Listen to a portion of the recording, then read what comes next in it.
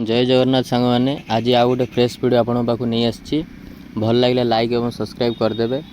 आज आम जाना निर्माण श्रमिकों पेंशन योजना आणव ईपीएफओ जोटा कि पूरा डिटेल्स रे मुझे कहि वीडियो लास्ट जाए देखिले आप डिटेल जानीपर।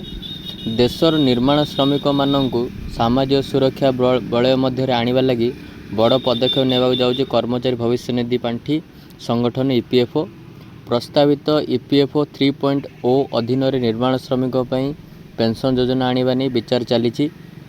योजन कोठा और अन्य निर्माण श्रमिक BOCOW जो building and other construction worker BOCOW full form कहीदेली शेषरू जमा होता अव्यवहृत अर्थ व्यवहार कर प्रस्ताव अनुଯାयी अति कम रे 10 वर्ष काम कर निर्माण श्रमिकों को पेंशन प्रदान करिवार विकल्प उपर विचार करा जाउछि। ईपीएफओ केंद्रीय ट्रस्टी बोर्ड बैठक रे विषय आलोचना होता बेले योजनार रूपरेखा प्रस्तुत होगा पर यह बोर्ड सम्मुख में रखा जीवो।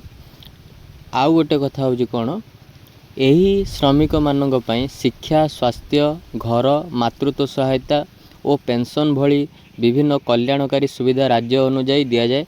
ईपीएफओ प्रस्ताव रो मुख्य उद्देश्य होउछि एही विशाल अर्थर अधिक प्रभावशाली व्यवहार करी निर्माण श्रमिकों को दीर्घम्यादी सामाजिक सुरक्षा देवा। केंद्रीय बोर्ड रे थिबा राज्य प्रतिनिधि माने मध्य पेंशन पई शेष अर्थ व्यवहार करने पक्षर मत देइछन्ति। केवल पेंशन नुहे निर्माण श्रमिकों को कर्मचारी राज्य बीमा निगम ESIC रो सुविधा देवा नहीं मध्य बोर्ड बैठक आलोचना होइछि। एथिबे फंड रु ESIC अवदान देवार संभावना पर विचार होइछि। यह लागू हेले श्रमिक माने पेंशन सहित चिकित्सा और अन्य सामाजिक सुरक्षा सुविधा पाई परिबे। तेबे एही योजना एबे प्रस्ताव पर्याय रही। BOCOW फंड राज्य सरकार अधीन थिबारु सारा देश में एकक पेंशन व्यवस्था लागू करने केंद्र और राज्य मध्य समन्वय आवश्यक हेबो। तो यही जो जिनसटा आसवा को जाउछि बर्तमान तो हेनी आसवा हेले निर्माण श्रमिक मैंने ये सब सुविधा पाइबे जोटा कि बहुत खुशी खबर।